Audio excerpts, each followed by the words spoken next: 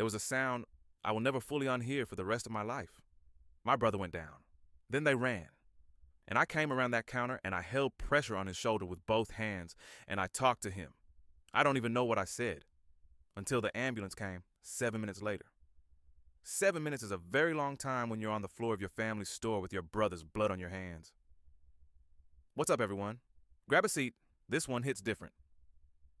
Let's go. I was behind the counter when the first one came through the door. I remember thinking he looked nervous, too young, too fidgety, eyes that couldn't land anywhere. I thought maybe he was going to try to shoplift something. I was wrong about what he was there to take. And I was wrong to think that when it was over, the law was going to be enough. My family has owned the same convenience store in South Philadelphia for 22 years. My father built it from nothing. He came to this country from South Korea at 31 with almost nothing, worked 3 jobs for 7 years, and then bought a failing corner store in a neighborhood that nobody else wanted. He cleaned it, stocked it, learned every regular customer's name and their usual order. By the time I was old enough to work the register, that store was as much a part of the neighborhood as the street signs. When my father had his first heart attack at 62, my brother James and I took over. James handled the business side, inventory, suppliers, the books. I handled the floor. We had 2 part-time employees, a morning regular named Mr. DeWitt, who bought a coffee and a scratch ticket every single day for 15 years, and a neighborhood that, for all its rougher edges, had always treated us as its own. I'm telling you all of this so you understand what that store meant. It wasn't just income. It was 22 years of my father's life, and the better part of mine. It was the thing our family had built together, and it was good. What happened on the evening of March 14th nearly ended all of it. It was 8:47 p.m. I know the exact time because I just checked the clock thinking about closing. James was in the back doing inventory. One part-time employee, a college kid named Theo, was stocking the cooler. 3 men came in together. The nervous one first, maybe 20, hoodie, couldn't hold eye contact. Then 2 bigger ones right behind him. The second one locked the door. The third one came straight to the counter and put a gun on the glass surface and said, very quietly, "Open the register and don't make this something it doesn't have to be." I've been asked many times what I felt in that moment. The honest answer is nothing. Immediately. Then everything. A half second later. My hands went to the register before my brain had fully processed what was happening, which is probably why I'm still here to tell this story. I opened the register. I stepped back. I put my hands where he could see them, and I didn't move, and I didn't speak, because every instinct I had was screaming that these were not calm men and that the situation could fracture in any direction. What I didn't know was that Theo, in the back cooler, had heard something. And Theo, 19 years old, scared out of his mind, trying to do the right thing, had quietly used his phone to call 911. What I also didn't know was that James had heard the voices and had come to the doorway of the back room. The nervous one saw him first. Everything after that happened in maybe 6 seconds. The nervous one yelled something. James started to back up with his hands raised. The third man, the one at the counter, spun around. There was a sound I will never fully unhear for the rest of my life. James went down. Then they ran. All 3 of them, out the back, leaving the door swinging. I came around the counter, and I went to my brother, and I held pressure on his shoulder with both hands, and I talked to him. I don't even know what I said. Just words. His name, stay with me. You're okay. The kind of things you say when you're terrified and trying to hold someone together with your bare hands until the ambulance came 7 minutes later. 7 minutes is a very long time when you're on the floor of your family's store with your brother's blood on your hands. James survived. The bullet had gone through his left shoulder, missing the artery by what the surgeon described as less than a centimeter. He spent 4 days in the hospital and 8 weeks in recovery, and still has a limited range of motion in that arm when the weather changes. The police came. They took my statement and Theo's statement and pulled the security footage, which had captured all 3 men clearly. Faces, clothing, build, everything. The detective assigned to our case, a man named Horan, seemed competent and serious. He told me they'd identified one of the 3 men from a prior arrest and were working on the others. He told me to be patient. I was patient. For 3 months, I was patient. Then 6. Then a year. The case stalled. The man they'd identified, the nervous one, whose name I eventually learned was Derek, had been arrested once, but released on a technicality related to how the search of his apartment had been conducted. The other 2 had never been formally charged. The DA's office told us there wasn't enough to take to trial. Our security footage, it turned out, had a resolution issue that made it difficult to identify beyond reasonable doubt in court. Detective Horan got reassigned. The case got a new detective who had 73 other open cases and called me twice in 8 months. James went back to work at the store 6 months after the shooting. He moved slower. He checked the door every time it opened. He flinched at loud noises, which in a convenience store in South Philadelphia means he flinched constantly. My father, who was not supposed to be under stress because of his heart, found out what had happened through a neighbor. We tried to keep it from him, and aged visibly in the months that followed. I was angry in a way I didn't know how to contain. Not the loud, explosive kind of angry. The cold, quiet kind that sits in your chest and doesn't go anywhere, and starts to feel like it's just part of how you're built now. I decided to do something with it. I want to be careful about how I describe what I did next, because I'm not recommending it, and I'm not presenting myself as some kind of hero. I'm just telling you what happened. I started paying attention. Derek, the nervous one, the only one we had a name for, was still in the neighborhood. Not our neighborhood, but close enough. I knew his name from court documents that were public record. I looked him up. I found his social media, which was not private. I found where he worked, which was a detail he'd posted himself. I didn't confront him. I didn't go near him.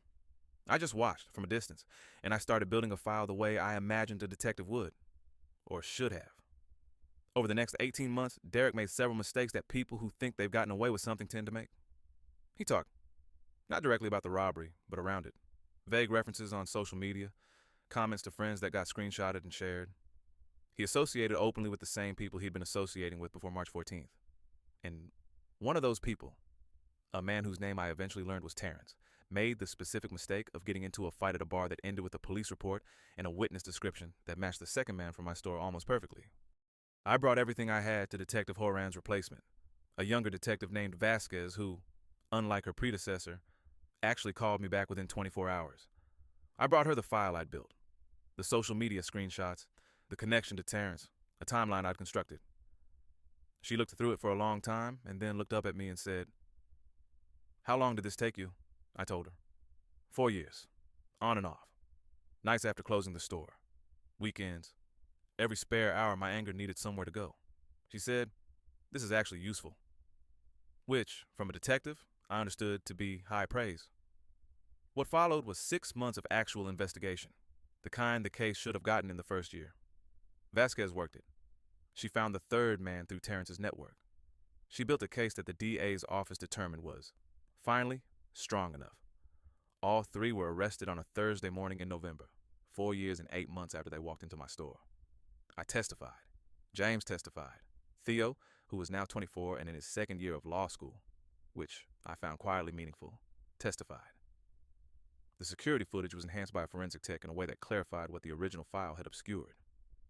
Vasquez testified for 3 hours about the investigation. The defense attorneys were good. They worked hard. They tried to undermine the footage, tried to challenge the chain of evidence, tried to suggest that my 4 years of documentation constituted harassment or contamination of the case. The judge ruled against them on that last point, which I will not pretend I didn't feel some satisfaction about. The jury deliberated for 2 days. I sat in that courtroom for both of those days. James sat next to me. We didn't talk much. There wasn't much to say. We'd spent almost 5 years in the space between what happened and whatever was going to happen next, and now we were at the end of it, and waiting felt like the only thing left to do. When the verdict came, I watched all three of their faces. I don't know what I was looking for. Some acknowledgement maybe, some sign that they understood what they had taken. Not money, not even just James's shoulder, but years. Years of my father's health. Years of James's ease in the place he'd worked his whole adult life. Years of my own life spent building a file instead of building something else. I didn't get that. People rarely do. What I got was guilty. 3 times. Across counts that would mean real prison time for all of them. James reached over and put his hand on my arm when the last verdict was read. He didn't say anything. Neither did I. We sat there while the courtroom did what courtrooms do after a verdict, all the procedural motion and noise, and we just sat in it for a minute. Ending. My father came to the store the week after the sentencing. He doesn't come often anymore. His heart isn't what it was, and we don't let him do much.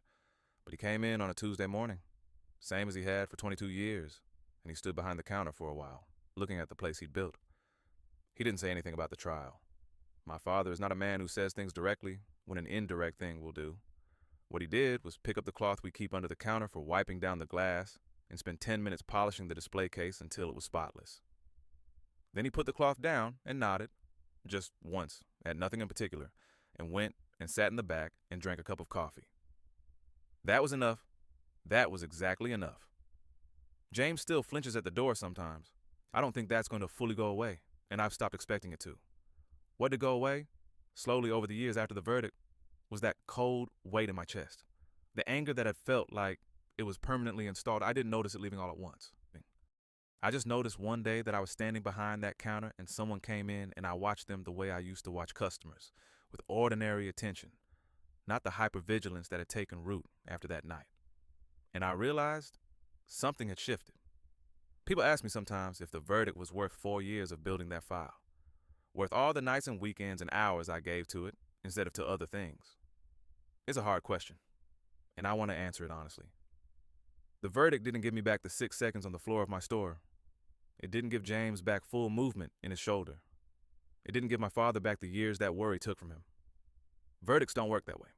Anyone who tells you justice means everything is restored is lying to you.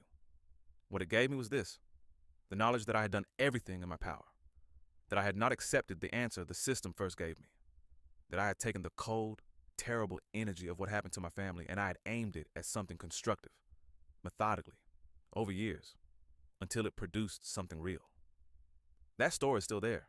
Same corner, same neighborhood, same coffee machine my father picked out in 2003 that we've repaired 4 times because he refuses to replace it. Mr. DeWitt still comes in every morning for his coffee and his scratch ticket, though he switched from the $2 ticket to the $5 one sometime around 2019, which James and I regard as a significant development.